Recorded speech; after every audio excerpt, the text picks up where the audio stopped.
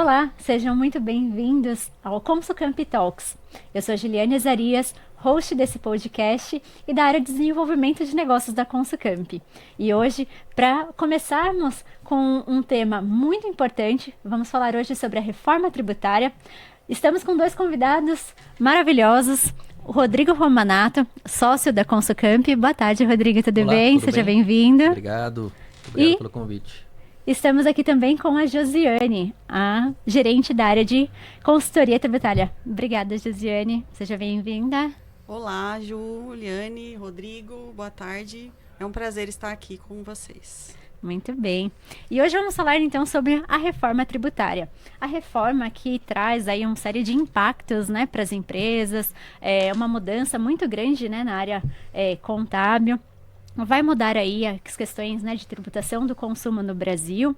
E a gente, né, gostaria de compartilhar, ter algumas dúvidas aqui para discutirmos, trazermos aí alguns insights importantes. Gostaria de começar. Rodrigo, você consegue dar um panorama um pouquinho geral sobre a reforma e o que ela vai impactar aqui para nós? Não, legal, Juliane. Obrigado novamente aí pelo convite. Vamos bater um papo então aí a respeito da reforma, né, Josiane, comentando um pouquinho aí o que a gente tem vivido, né, nas empresas e nas discussões preliminares, né, com as empresas. O primeiro ponto, a reforma tributária, né, não é um projeto que vai impactar apenas, né, o departamento tributário das empresas, né? A gente costuma dizer que é um projeto muito maior, né? Muda a forma de fazer negócios, né, de negociar preços, contratos. É uma mudança realmente de fato bastante estrutural, né? O nosso código tributário, né, ele acaba sendo ali da década de 60, né? Então nós temos realmente de lá para cá uma evolução muito grande, né, dos negócios.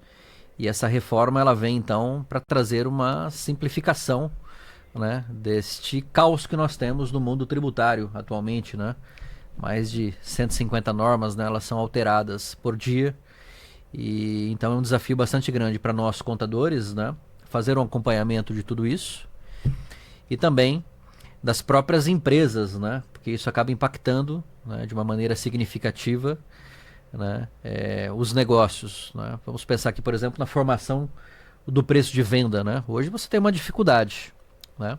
É interessante quando a gente vai tocar nesse assunto, né, junto com os empresários, né? Muitas vezes, né, o próprio empresário não sabe fazer a formação de preço, né? E tem uma dificuldade por conta da carga tributária, regime tributário, tributo por dentro, tem uma série de dificuldades, né? Então essa reforma ela vem para buscar uma simplificação, né, de todo esse aspecto, trazendo uma segurança jurídica maior, né, considerando que hoje nós temos diversas legislações, né? Então pensar que hoje as legislações, né, nós temos legislações estaduais, municipais, federais, né, da União, e tudo isso traz uma complexidade muito grande, né, por conta principalmente daquilo que nós chamamos de guerra fiscal, né, entre os estados. Cada estado tem a sua legislação. É bem verdade que nós temos a lei complementar, né, 87/96, que tem uma diretriz, né, de como que os estados devem seguir. Mas tem uma série de questões, né, que ao longo da história nós fomos tendo aí as regulamentações, né, específicas para cada estado, para cada município, questões de retenções. Então tudo isso vai... Substituição tributária, né? Substituição tributária, né? Então você imagine uma indústria, né, um cliente nosso da Consucamp tem ali 10, 12 filiais, né? Isso torna o processo bastante burocrático, né? Sem contar nas incorreções que podem, né, haver, onde você tem ali uma série de penalidades, né? Então esse custo da burocracia, o custo Brasil, ele é muito alto. Então essa reforma tributária, de maneira, né, bastante profunda, deve alterar esta forma de, né, das empresas de fazerem negócio, de organizar os seus negócios também, tá? Ô, Josi, o Rodrigo comentou um ponto interessante, né, que é a questão aí do imposto, né, hoje ser por dentro, e na reforma tem as suas implicações, né, o imposto vai ser calculado de uma forma diferente. Você consegue colocar um pouquinho pra gente sobre essa questão, por favor? Bom, claro, é isso mesmo. Então, a proposta da reforma, né, é trazer aí o cenário de um IVA dual, considerando o valor da mercadoria, do produto ou do serviço, né, incluindo os tributos. Então, é exemplo, né, do modelo de outros países do mundo, né, essa ideia do IVA é justamente deixar de forma muito mais evidente a questão da tributação com, né, o IVA dual, aí o IBS e a CBS. Então, um tributo federal e um subnacional para incluir aí os estados e municípios e substituir toda essa questão do cálculo do tributo, que hoje é bastante complexo, e então as empresas têm bastante dificuldade, como o Rodrigo bem pontuou, na questão de formação de preço, inclusive por causa da inclusão da parte tributária. Então, principalmente os departamentos comerciais sentem essa grande dificuldade em executar uma precificação de forma precisa, justamente pela inclusão, né, de todos os tributos, considerando os diversos estados, as diversas normas, a substituição tributária, o DIFAL, as questões de retenção. Então, é um universo de itens, regras que devem ser considerados, né, para a formação do preço, entre outras coisas, que geram até mesmo essa questão do caos tributário, que deu origem aí toda a discussão de 40 anos pré-reforma e que traz, né, essa nossa nova visão para valor líquido, mas a tributação por fora, que fica muito mais clara, muito mais evidente, e é possível fazer N planejamentos considerando essa premissa hoje, então. E outro ponto também interessante, né? Hoje a tributação é na origem, né? E na reforma ela passa a ser no destino. E isso tem as suas implicações, né? Muitos dos nossos clientes estão hoje localizados em determinados estados e cidades também por questões de benefícios. Aí, Rodrigo, você consegue explicar um pouquinho também o que muda para essas empresas hoje em termos de benefícios fiscais com a reforma e na sequência, né, colocar aí o que muda, né, de repente, na questão de hoje o imposto ser na origem e passar, né, com a reforma sendo no destino? Não, legal, Ju. Veja só, quando nós falamos de tributação hoje na origem, né, nós geramos, né, aquilo que a gente acabou de comentar, uma possível guerra fiscal, né, entre os estados, considerando que aquele ICMS, né, principalmente, né, ele vai para aquela unidade que industrializa, mas não necessariamente onde está o seu mercado, né, consumidor. Então agora o tributo, né, ele passa a ser devido no destino, né? Então isso significa que as empresas elas estão se movimentando, avaliando, né, refletindo onde está o seu mercado, né, consumidor, para ver se faz sentido, né, ela eventualmente manter as suas devidas instalações, né, naquelas regiões, ou eventualmente, né, buscar por conta especialmente de reduções, né, e aí de questões logísticas, fretes, né, e tudo mais, buscar, né, eventualmente retornar, né, da onde que ela foi, né. Era muito comum a gente escutar, né? Olha, montei uma unidade em Minas Gerais, eventualmente, em Santa Catarina, e daí existe uma troca de nota, porque se eu passar por lá, eventualmente eu posso ter uma diferença, né, de um crédito tributário, né? Então, ou seja, a gente via determinadas situações dentro de planejamentos, né, planejamentos tributários, né, não fazia sentido nenhum, vamos bem dizer assim, né? Onde já se viu, né? O único país do mundo que a gente pensa, né, em instalar uma nova unidade, um centro de distribuição a 1.000 quilômetros, né, da onde nós estamos, né, somente para poder ter uma diferença ali tributária, né? Isso já mostrava que realmente o modelo, né, que não nós funcionava. Não funcionava, né? Então isso tende a acabar, tá? Então as empresas que possuem benefícios tributários, né, elas, né, vão ter ainda um período de transição, né? Certamente poderá haver uma perda desses, né, benefícios, mas então esses benefícios serão, né, repostos, vamos bem dizer assim, por meio de um fundo, né, que foi criado, esse fundo, né, nacional de reposição desses benefícios, né, para que até 2032, 2033, né, a gente possa ter a partir dali então um novo modelo, né.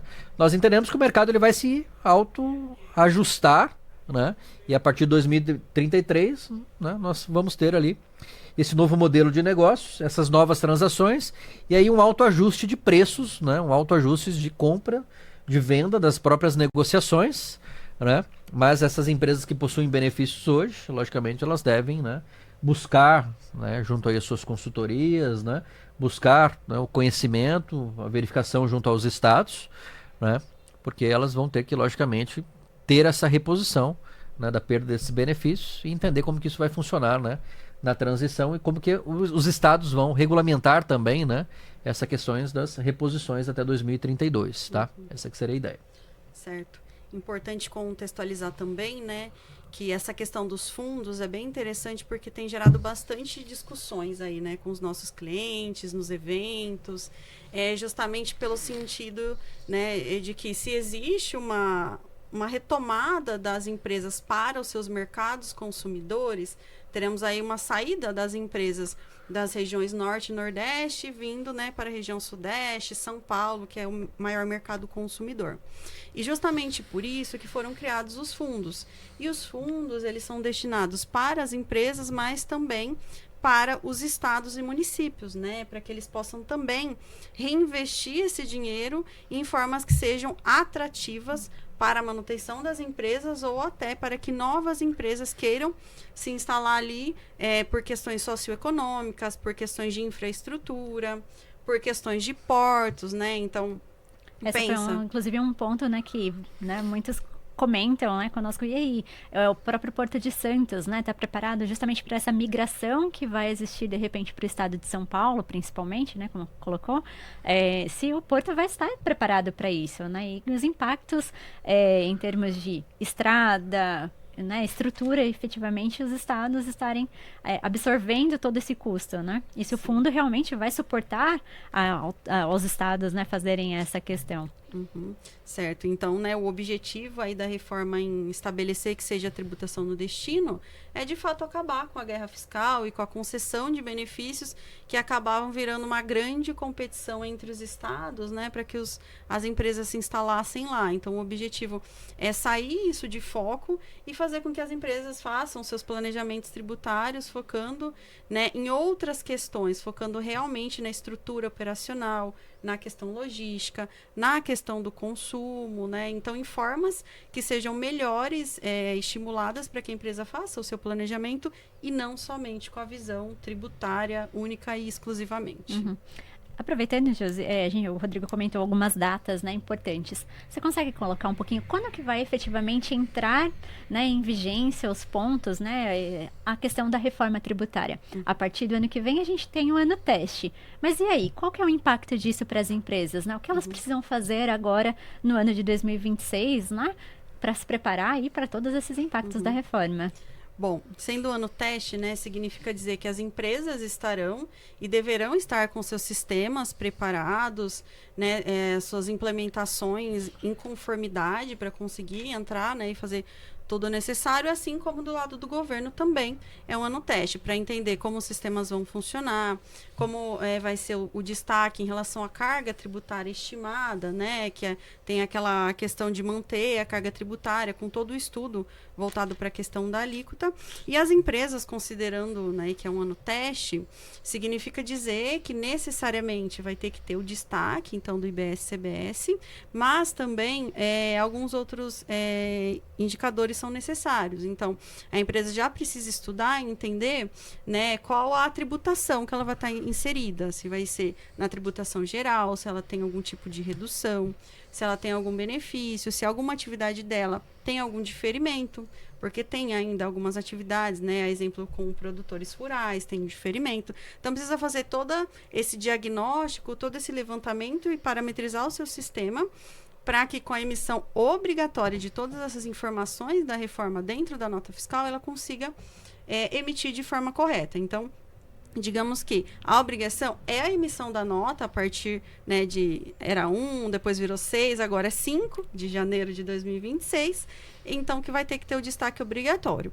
Mas ressaltando que a partir, né, de 3 de novembro o ambiente de homologação já está disponível, o que significa dizer que a empresa precisa estar com seus sistemas preparados e realizar os testes dentro do seu sistema para que quando chegue ali em janeiro as notas saem já de forma correta, né, constantemente. Então, não é que ela vai poder deixar para testar a emissão das suas notas lá em janeiro, né? Ela já tem que começar a testar agora. Então, assim, na verdade, eu diria que as empresas têm que estar testando nesse momento. Então, os sistemas precisam estar preparados para fazer essa emissão de forma correta e quando entrar o ambiente de homologação, já conseguir. O sistema já está preparado, eu já vou testar e já vou conseguir emitir a minha nota com destaque, com os meus códigos corretos, assim como com o CNPJ alfanumérico, né, que é bastante importante para a emissão de todas essas notas.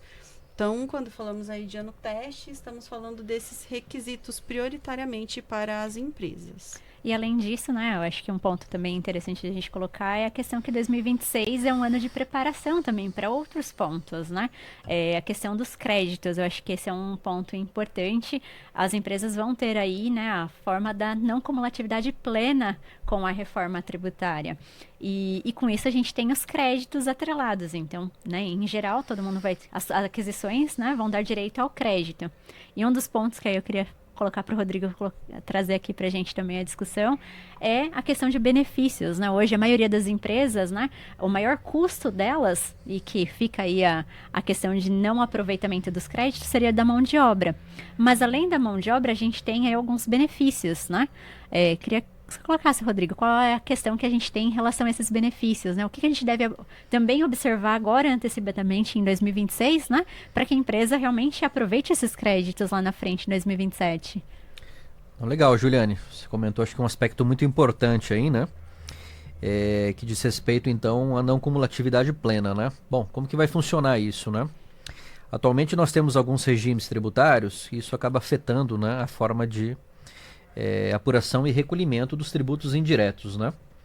Então, se a gente pensar em regimes tributários, né, lucro presumido, por exemplo, né, nós não tomamos crédito de PIS e COFINS, né? Ele acaba sendo hoje atualmente cumulativo, né? E quando nós vamos para o lucro real, né, o PIS e COFINS acaba sendo, né, do regime não cumulativo e nos permite então o desconto de alguns créditos. O ICMS hoje ele já tem um regime, né, não cumulativo, tá? Mas enfim, existem várias críticas, né, ao modelo, dificuldades de recuperações, né, de créditos, né? A exemplo, os exportadores, né? Então, nós acreditamos que pelo menos um resíduo tributário acaba ficando, né, nessas operações, porque o contribuinte ele não consegue, né, recuperar de uma maneira plena, né, todo esse resíduo tributário que foi ficando, né, ao longo da cadeia. As exportações hoje, então, né, elas são desoneradas, né? Nós não temos, então, tributo, por exemplo, na exportação. Basicamente não temos nada, né, de tributo, né? Exceto o imposto de exportação, mas em alguns casos, né, bem específicos, né? Mas hoje a gente tem uma problemática, né, dos conceitos, né, do que a legislação ela foi sendo trabalhada, né, e foi sendo aí constituída ao longo dos últimos anos, né? Então, por exemplo, um conceito, né, de insumo para PIS e COFINS, né, é um conceito bastante dificultoso, complexo e que gera muita judicialização, né? Então, vou dar um exemplo, né? Então, tem uma empresa comercial e aí, eventualmente, ela faz uma locação de um veículo, né? Pô, posso tomar crédito desse, né, eventualmente dessa locação, né? Você tem ali algumas dificuldades, né? Então, empresas comerciais com muito mais restrição, né, ainda do que indústrias, né? E entre outras atividades, né, prestações de serviço também existem algumas, né, restrições. Então essa que é a grande ideia, que nós tenhamos uma não cumulatividade plena agora. Que significa isso? Que a gente não vai ter tantas restrições, né? No primeiro momento, né, uma possibilidade de tomada de crédito de uma maneira mais ampla, né, exceto bens para uso pessoal, né? Então hoje, por exemplo, quando nós adquirimos o material de uso e consumo, geralmente isso não dá direito ao crédito, né? Tem algumas situações agora mais específicas, né, de PIS e COFINS, conceitos de essencialidade, relevância, né, que nos dá uma abertura um pouco maior, né? Mas para ICMS, por exemplo, não, né? Eventualmente ali alguns materiais, né, secundários também, muita discussão se pode tomar crédito, né, ou não. Se está em contato com o produto, né? Se está em contato ou não. Então, tem uma série de questões que daí gera muita judicialização, né? Então hoje no país nós temos aí mais de 27 milhões, né, de processos, em média com julgamentos na ordem de 7 anos, né? Então tudo isso aí vai tornando o processo, né, bastante aí, burocrático, tá? E de custo, né, para as empresas. Então a não cumulatividade plena então, nos vai garantir, né, essa possibilidade de que basicamente tudo que nós, né, adquirimos vai gerar um crédito, né, desse IVA dual, tá? Mas a folha de pagamento não. Então, esse é um exemplo clássico aí, né? Então, você pensa que tem algumas atividades, né, principalmente prestadoras de serviço, né, onde você basicamente presta seu serviço com capital intelectual. E muitas vezes, né, na maioria dos casos, esses colaboradores são registrados, né, via CLT, tá? Então, essas empresas certamente elas terão ali um aumento da carga tributária, tá? É bem verdade que nós temos alguns benefícios, né? Depois a gente vai comentar, né, das possibilidades das alíquotas que nós temos, né, e tributação, né, com não incidência, alíquota zero, redução, né, de 60% tributando a 40%, redução de 30% tributando a 70%, ou eventualmente 100%, né, desse IVA dual, tá? Mas guardadas as proporções, né, com relação a esses benefícios, né, então as empresas elas devem nesse momento fazer uma reflexão, buscar cada vez mais a formalização das suas atividades, né? Hoje tem uma série de aquisições, né, mas eventualmente ainda faço, né, compras sem documento fiscal, né, operações não formalizadas, né? Hoje você já tem um pênalti aí, vamos bem dizer assim, para fins de imposto de renda, por exemplo, principalmente se você está no lucro real, porque você não tem aquela despesa para formalizar. E também agora vai ter, né, esse prejuízo, vamos bem dizer assim, tributário, porque você não vai descontar os determinados créditos, né, aí do IVA dual. Então tem que tomar muito cuidado, né, com relação a esses aspectos, tá? Então, algumas dicas importantes, né, avaliar então as suas entradas, as suas compras, né, os seus fornecedores, regimes tributários também desses fornecedores, né? A gente vai discutir um pouquinho mais para frente aí a questão do Simples Nacional, né? Mas já adiantando um pouquinho, né, é importante saber, né, quais são os nossos fornecedores e quais são os regimes tributários que os nossos fornecedores estão. Porque a depender do regime tributário que ele tiver, ele não vai, né, gerar essa possibilidade de crédito para nós, né? Então isso aí é muito sensível. Seria um pouquinho disso daí. E a questão de benefícios também, né? Quando a gente fala de folha, né, a gente tem aí algumas questões de benefícios atrelados, como o plano de saúde, enfim, academia, auxílio educação, né? As empresas também precisam se preparar em relação a esse ponto também, né? Isso. A Lei Complementar 214, ela traz uma menção que alguns determinados benefícios, né, não serão considerados, né, bens de uso pessoal, tá? Se estiverem previstos nas convenções, né, coletivas, né? Então você pensa hoje numa situação de vale transporte, de vale alimentação, né? Quer dizer, esses benefícios, geralmente de folha de pagamento, né, devem estar previstos nas convenções coletivas, né? Porque caso não estejam, né, no primeiro momento o entendimento é que não geraria o direito ao crédito, né?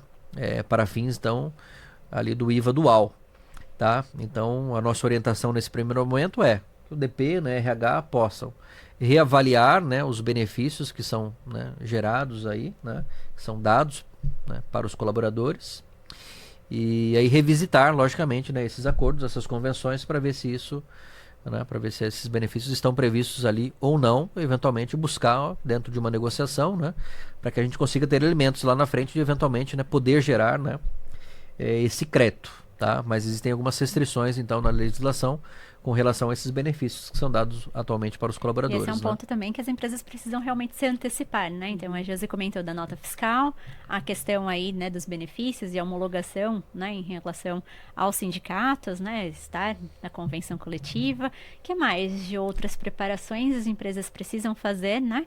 Além aí desses itens que a gente pode deixar de dicas aqui de repente, né? Para uma necessidade, a gente tem que se preparar para a reforma tributária, né? Então, que as empresas se preparem para esse momento. Não, legal. O que a gente tem orientado, né, que as empresas elas montem comitês, né, Josiane? Comitês de discussão a respeito da reforma tributária, né? É muito comum essa pergunta, né? Eventualmente nós vamos aí, estamos fazendo diversos eventos, né, nas próprias consultorias, né? Rodrigo, a minha carga tributária vai aumentar, né? Aí geralmente a gente devolve uma pergunta, né? Qual que é a sua carga tributária, né, efetiva atual? Né? Geralmente, né, alguns empresários, né, tudo bem, um pouquinho mais ali, né, alinhados, conhecedores, né, do próprio negócio, conhecedores dos números, né? Mas muitas vezes os empresários, eles também, né, não compreendem atualmente qual que é a sua carga tributária atual. Tá? Então o primeiro convite é sentar com o contador, sentar com os departamentos, avaliar essas cargas tributárias, né, efetivas, né? Então você pensa, por exemplo, PIS e COFINS, né? Então um regime cumulativo, 3,65, né? Então, ou seja, o recolhimento dividido pela receita, 3,65. Agora o regime não cumulativo, né, as alíquotas elas aumentam de 3,65 para 9,25, tá? Mas nós temos créditos atualmente de insumos, energia elétrica, uma série de fretes na operação de venda, né, desde que suportados pelo vendedor. Você tem uma série de créditos. Né? Então, se perguntar assim, qual que é a sua carga efetiva? Eu não posso falar que é 9,25, a alíquota da saída. Eu tenho que descontar os créditos, aí sim vou ter um valor a recolher, e ele dividido pela receita, nós vamos ter uma carga tributária efetiva. Tá? Então não tem como comparar, né? Quer dizer, a gente buscar saber qual que vai ser a nova carga tributária efetiva, se eu não sei atualmente, né? Então para eu comparar primeiro, avaliar e fazer a liçãozinha de casa para, né, saber qual que é a estrutura atual de tributos. Aí sim, a partir disso, a gente fazer aí alguns exercícios, né, para poder então entender num primeiro momento como que se dará esse impacto da reforma tributária. Lembrando que esse impacto também ele é escalonado, tá? Então, 2025, ano de regulamentação, né, a lei complementar, desculpa, PLP 108, né, em vias de aprovação, tá? E vai ser levado, né, para aprovação no Senado. Depois disso, nós teremos então possivelmente aí os regulamentos, né? Então, 25, 26, anos de regulamentação, teste, conhecimento, montar as estruturas, montar os comitês, chamar as consultorias, chamar sistemas, RP e fazendo a compreensão de todos esses aspectos. Essa é a grande dica, tá? 2027 já começa o impacto, né, da extinção, bolso, né? Da extinção do PIS e COFINS, né, e entrada então da CBS, contribuição sobre bens e serviços, tá? Fazendo alguns raciocínios, né, matemáticos ali para entender um pouquinho, né? Então vou dar um exemplo aqui, né? Então você pega uma prestadora de serviços que está atualmente no regime cumulativo, né? Atualmente paga 3,65 de PIS e COFINS, né? Pô, Rodrigo, vai pagar quanto? Então, quais são as dicas? Primeiro, saber qual que é a atividade econômica que você está. Nós temos algum benefício dentro da Lei Complementar 214? Né? Então tem que avaliar junto ao seu contador, junto à sua consultoria, né, se você vai pagar eventualmente uma alíquota cheia do IVA. Tá? Quanto que é esse IVA? Nós não sabemos ainda, mas deve ficar na ordem de 26,5% a 28% do IVA dual. Tá? Desses 26,5% a 28%, né, pô, então eu vou sair de 3,65 para 28%? Não, calma. 28 é uma composição, porque nós já falamos aqui sobre o IVA dual. É uma composição de, né, da parte do IBS e do CBS. Então estamos falando ali de 8,8%, 9%, né, da parte do CBS, e a diferença 17,7% de CBS. IBS, desculpe. Então, ou seja, dentro dessa composição, né, para a gente fazer as comparações em 2027, né, desse escalonamento, o que eu tenho que analisar? Atualmente 3,65, legal. Aí então vai para, né, 8%, 8,8%, 9%. Então tem que comparar os 9 com os 3,65. Só que esses 9 também vai me dar direito, né, aos créditos também. Então, para eu analisar a carga efetiva para essa prestadora de serviços, por exemplo, do regime cumulativo, eu tenho que comparar hoje 3,65 com 9, só que fazer um exercício de todo o processo de creditamento.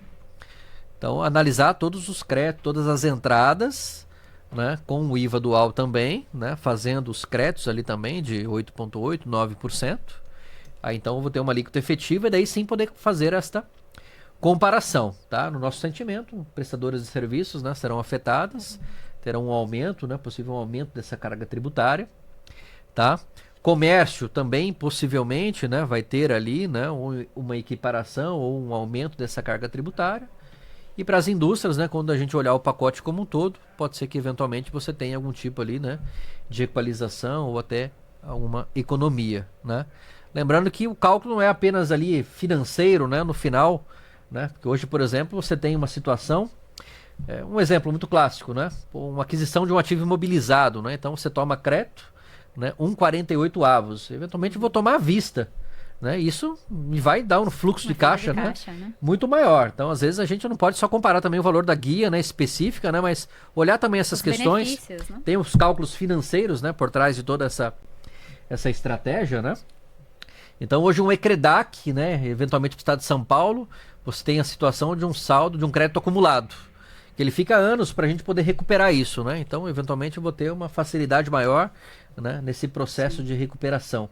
Né? Então, tudo isso tem que ser levado em conta também na hora de a gente fazer a análise, né, dessa comparação, né, dos cenários. E essa é uma grande diferença também, né, Josiane? Por quê, Juliane? Porque atualmente nós fazemos as arrecadações e isso já vai, né, para o próprio governo, né? Então, distribuído ali, né, para os municípios, para os estados, né, para a própria União. Né? E dentro desse novo modelo, quer dizer, isso vai para dentro, né, do próprio comitê. E aí o comitê do IBS, comitê, né, da CBS, né, Receita Federal, vai fazer um pouco dessa regulamentação da gestão. Mas esse recurso, no primeiro momento, não vai para o governo. Então essa é uma grande diferença também. Né? Atualmente vai para o governo e daí depois para você colocar a mão nesse recurso de volta. Né? Demora muito, né? Então um processo de ressarcimento, de compensação, né, um próprio crédito acumulado de CMS, né, quer dizer, é difícil de você recuperar. E dentro dessa nova metodologia, quer dizer, indo para um órgão, indo para, né, o comitê, ele vai fazer, né, essa gestão do recurso, e se você tiver um crédito, né, já devolve dentro daquele próprio período, né, ou no período seguinte, né, melhor dizendo. Então, isso você tem uma agilidade maior para poder, né, ter essa restituição e você trabalhar melhor o fluxo de caixa. Né? Então, tem esse ponto que é muito importante. O fato é que o momento de preparação é agora, né? Então, por mais que digamos que 2026 é o ano teste, 2027 é que começa efetivamente com impacto financeiro, na verdade, a preparação é agora, né? Então, todas essas dicas, né, que o Rodrigo bem colocou, significa dizer que a questão de benefícios. Então, é o momento de negociar ali com os sindicatos para ter os benefícios numa convenção para ser aproveitado futuramente. Né? A questão dos créditos, a questão do impacto ali no meu fluxo de caixa ou na própria tomada de crédito, que é de imediato. Então, a gente volta até mesmo para a questão de investimentos. Então, a minha empresa está, né, avaliando investir em itens de valores relevantes. Então, cabe uma análise para entender se faz sentido nesse momento, investimento imobilizado, investimento em estoque, né? Faz sentido agora, por exemplo, se eu tenho já um crédito acumulado, faz sentido eu fazer algum tipo de investimento hoje, no modelo atual, que eu vou demorar bastante para recuperar, ou talvez ali no modelo novo. Então, são várias dicas aí de planejamento que já devem, na verdade, estar acontecendo. Então, nós temos assessorado várias empresas nesse sentido, desses planejamentos hoje, que vão ter reflexos a longo prazo. E outra coisa que eu gostaria de colocar também em relação à formação do comitê. A formação do comitê tem sido um item de bastante relevância dentro das empresas. Então, que inclui, né, pessoas de vários departamentos pensando nos reflexos que são escalados para vários departamentos, para várias áreas e para o negócio como um todo. Então, se eu tenho uma mudança tão relevante, que é o modelo tributário no Brasil, que vai impactar a minha empresa como um todo, vai impactar por consequência o meu negócio. Então, significa dizer, né, a gente sempre fala e não, né, temos que continuar repetindo que o departamento fiscal, tributário, né, não é o responsável por toda a implementação dessa mudança, apesar dele ser bastante impactado, né, as demais vão ser. Então, conforme estamos falando, então, departamento de vendas, departamento de compras, o financeiro, então, todas essas pessoas, o jurídico, né, também, até trazendo uma outra dica, agora é o momento de rever todos os contratos que nós temos aí com os nossos clientes e fornecedores, entender as cláusulas que estão ali e se alguma precisa de alguma readequação. Mas tudo isso, né, vai partir ali da formação desse comitê de discussão, de entendimento e aplicação, né, por conta principalmente de todos os reflexos. Então, por isso, da importância do comitê. Então, sempre que nos perguntam, falamos que o primeiro passo ali é formar um comitê para pelo menos começar a discutir o assunto, porque quando começa a discutir, começa a perceber todos os impactos que tem para a sua empresa de forma macro, né? São várias dicas, né? E muitas coisas aí para a gente ir chamando a atenção aqui. Um dos pontos que eu queria resgatar é um item que o Rodrigo comentou em relação ao Simples Nacional. Né? Para o Simples, a gente tem uma mudança aí bem relevante, né? Tanto na questão de opção do Simples Nacional, quanto pela visão também da empresa que adquire do Simples Nacional. Né? Então, são as duas visões. né? O que vai mudar? O que a gente consegue trazer isso para os clientes, né? Então, tanto o olhar, né, daquelas pessoas que estiverem aqui acompanhando o nosso podcast, né, que são optantes pelo Simples Nacional, né, tenham aí, atuem no mercado B2B ou B2C, e também aos nossos clientes, né, que muitas vezes adquirem desses fornecedores aí materiais, serviços e tudo mais. Uhum. Bom, então será requerido das empresas aí que são do Simples atualmente fazer uma opção, né? Uma nova opção que nasce. De que forma? Então a empresa do Simples vai precisar dizer se ela quer continuar fazendo ali as suas apurações, considerando as tabelas do Simples Nacional e por consequência serão retirados PIS, COFINS e ICMS incluídos, né? O IBS e a CBS, com alíquotas ali dentro de uma tabela, então alíquotas reduzidas, exatamente para fomentar o desenvolvimento do Simples mesmo. Porém, cabe ao Simples optar se ele quer fazer a sua apuração também, somente do IBS e da CBS, pelo regime não cumulativo. E o que muda? Né? Parece que benefício zero. Mas o que muda é que, optando pelo não cumulativo, o Simples vai poder fazer essa transferência do crédito para o próximo da cadeia. Ao passo que, continuando ali na tabela do Simples, ele permanece sem transferir nenhum tipo de crédito. Então, nós comentamos que as empresas que são, né, que vendem para outras empresas vão acabar tendo que fazer, né, de forma urgente essa análise para entender se para quem ela vende, os seus clientes, eles vão, né, requerer que ela faça essa transferência de créditos. Então, pode ser que até o Simples não esteja estudando a fundo, mas as grandes empresas estão, e elas vão acabar voltando para o Simples, né, querendo entender qual vai ser a opção, justamente pelo foco da questão da transmissão do crédito, propriamente dito. Né? Mas existe uma tendência para aquelas empresas que vendem para consumidor final em permanecer no Simples, porque ela não vai sofrer de nenhuma forma essa pressão para fazer a opção aí pelo regime não cumulativo, né? Uma coisa que é destaque, né? Então, para o Simples Nacional, ele continua recolhendo aí os outros tributos, né? Então, imposto de renda, contribuição social e patronal, diretamente pela guia, né, do Simples Nacional. Isso não muda, né? Então, isso é importante também ressaltar aqui, que é a mudança só dos tributos no consumo. E um outro ponto também do Simples, que eu acho que é legal a gente colocar, que hoje a maioria dos itens a gente toma o crédito, né?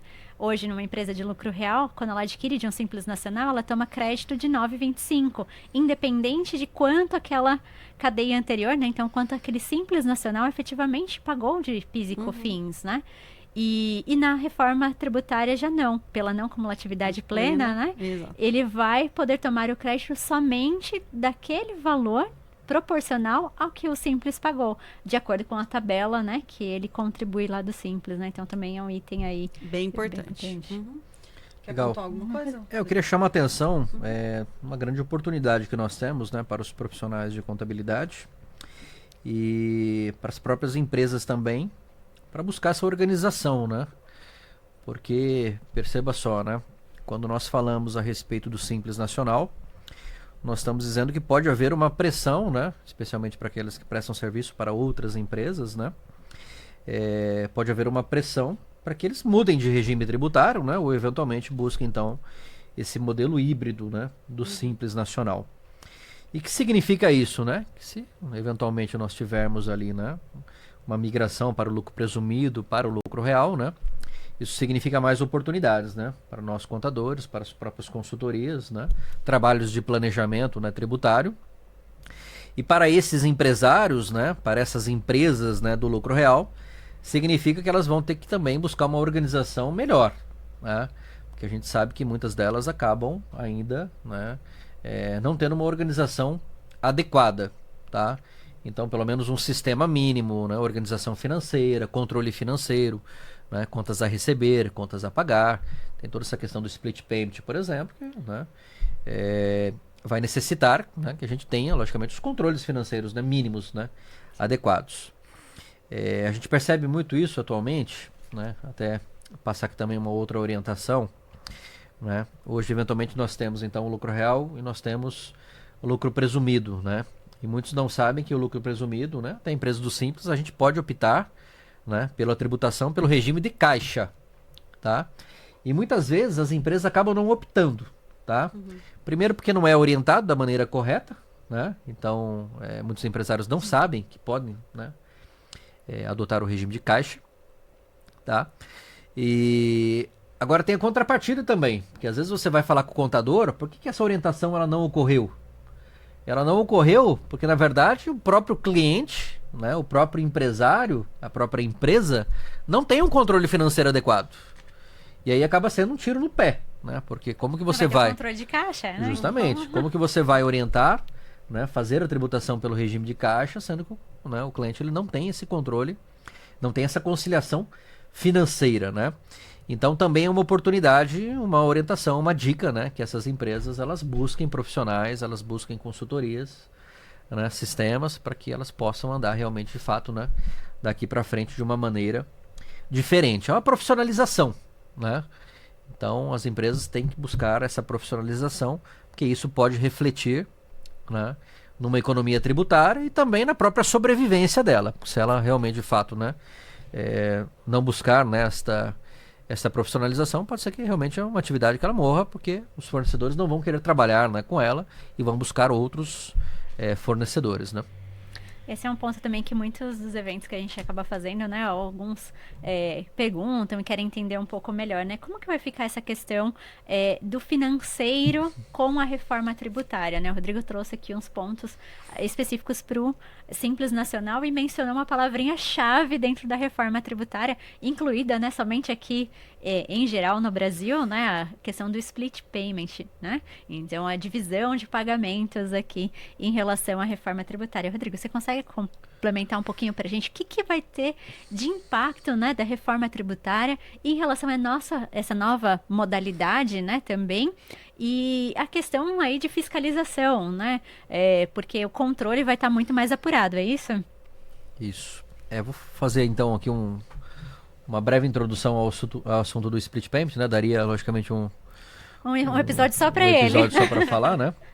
Mas basicamente o split, né, realmente de fato é utilizado, né, em pouquíssimos países, né, do mundo, e é uma maneira de você buscar uma formalização maior, né? Então, ou seja, o fisco ele considera, né, que essa sistemática ela vai reduzir a informalidade, né? E realmente, de fato, isso pode ocorrer, tá? Agora, logicamente, você tem, né, toda a avaliação de custo-benefício com relação a essa sistemática, né? Porque realmente o custo, né, do processo, né, quer dizer, o sistema que está sendo desenvolvido, né, então muito maior, por exemplo, do que o Pix, né, por 100 vezes, 150 vezes maior, né, do que a operacionalização que nós temos, né, com o próprio Pix atualmente, né? Mas porque o sistema ele vai ter que controlar, né, todas as fases, todas as cadeias, né, todos os pagamentos, né?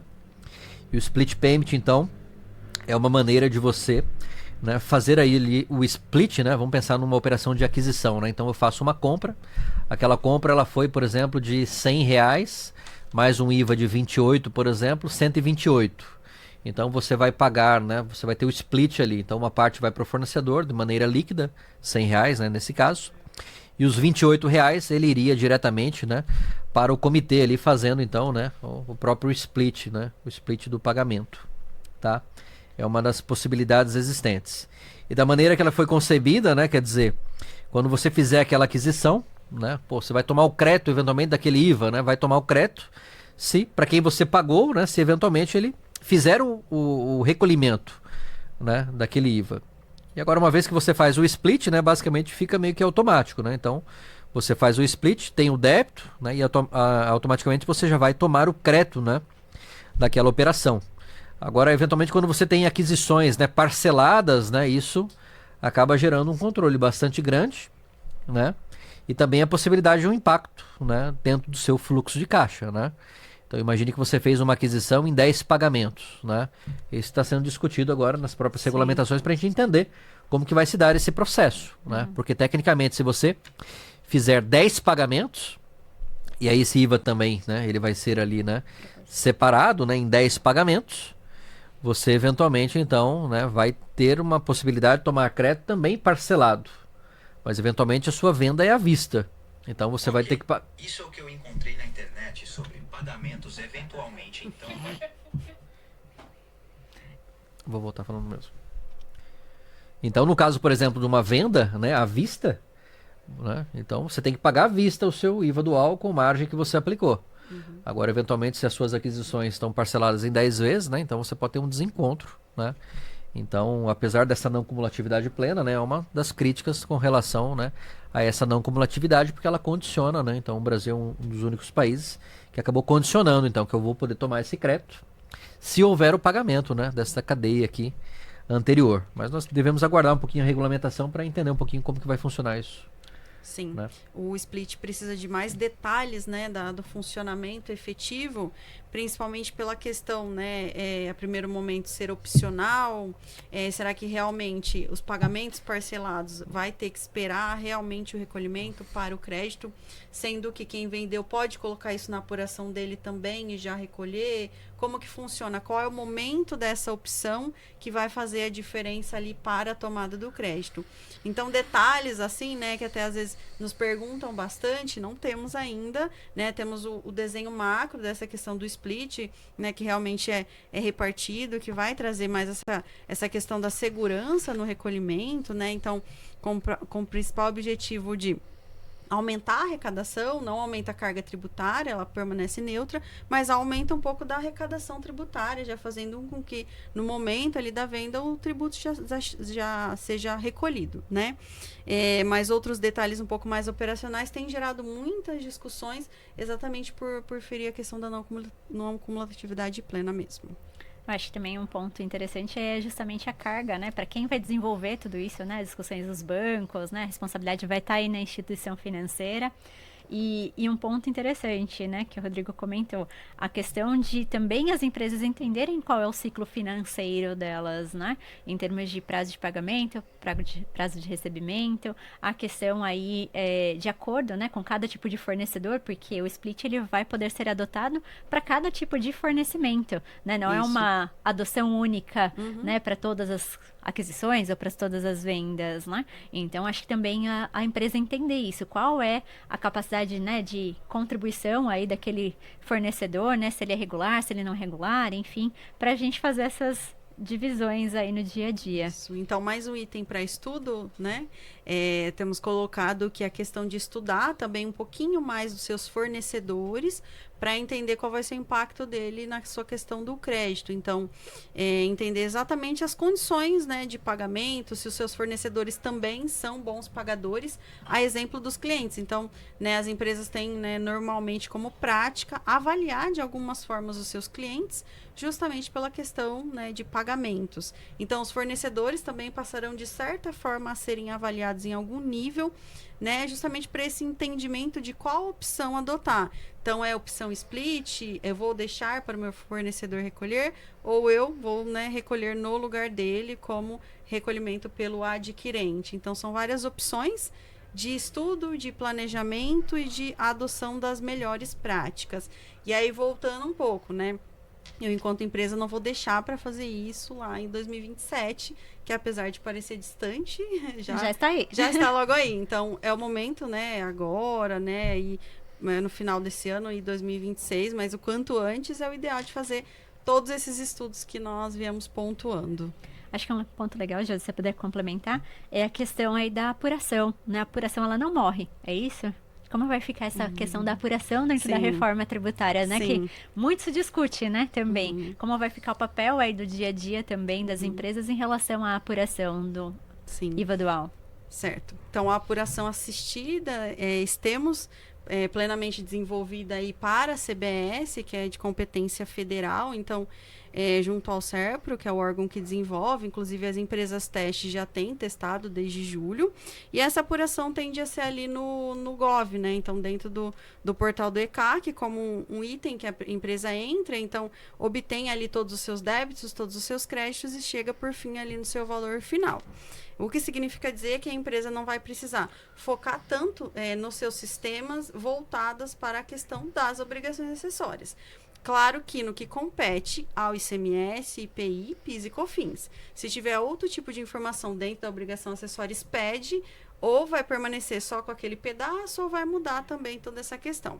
Mas todo o tempo gasto hoje com o desenvolvimento de obrigações acessórias, né? Então, o próprio SPED acaba ficando um pouco de lado, né? Ali em 2027, depois 2033, né? E dando lugar a essa questão da apuração assistida, que é integrada com todos os documentos fiscais que a empresa tem que emitir.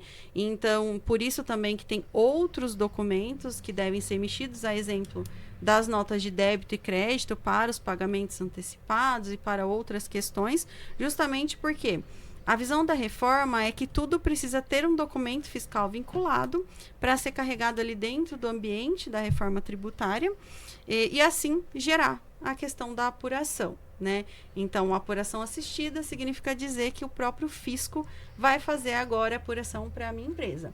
Então, poxa, eu vou ficar tranquilo e não vou fazer mais nada. Não. Né? A nossa vida não é tão simples assim. As empresas vão precisar, de alguma forma, controlar isso via controles internos, ainda que o sistema seja integrado com o sistema da Receita Federal e do Comitê Gestor, né? Então, 2 sistemas que vão funcionar de forma muito parecida, mas são 2 sistemas, nem que seja essa integração para que haja algum tipo de conferência, porque o imposto apurado dentro da apuração assistida é considerado débito declarado, né? Então, precisa ter um certo cuidado com esses valores, com as notas que estão carregadas ali dentro, e entender também se teve algum erro no processo. Então, situações de erro vão ser tratadas todas dentro da plataforma, então não vai ter ajustes a serem feitos dentro de uma obrigação acessória, vai ser tudo dentro da mesma plataforma até chegar ali, né, no valor final em que a empresa deve. Então, muda um pouco a chave na cabeça de quem é do departamento fiscal, principalmente por esse método diferente de apuração, que se aproxima muito com a apuração de imposto de renda da pessoa física, em que você também, né, pode entrar lá no site da Receita Federal, puxar todas as suas informações e dar um ok, é isso mesmo que eu devo. Ou fazer alguns ajustes ali para assim chegar no valor correto que eu devo. Então, essa, né, a ideia que já está funcionando para a CBS e é o que vai acontecer ali a partir de 2027. Muito bem.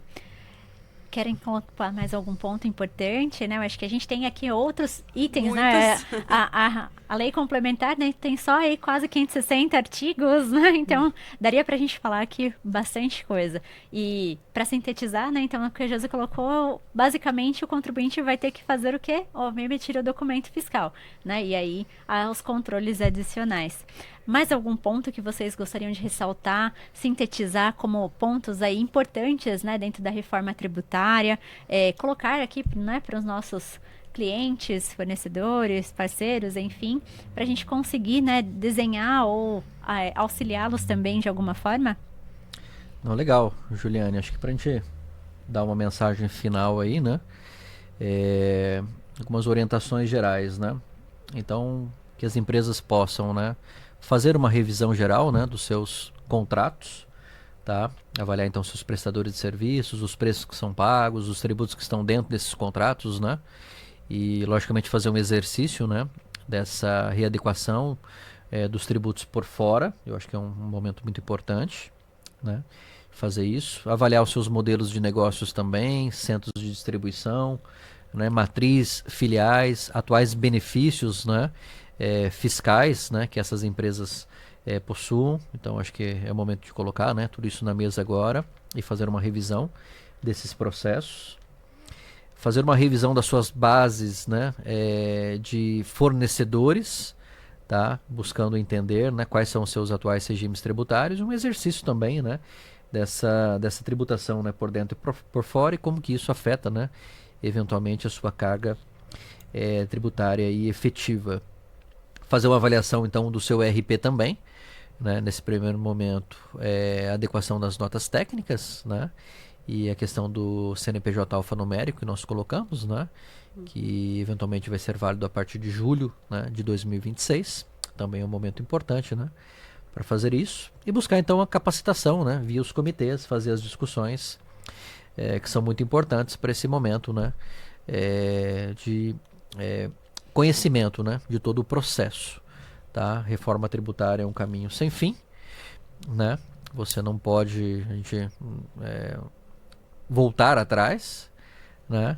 E então nós entendemos que é um bom momento aí de revisitar os seus processos tributários e buscar adequação aí para essa nova jornada que a gente vai ter aí nos próximos anos. Certo. 100% de acordo.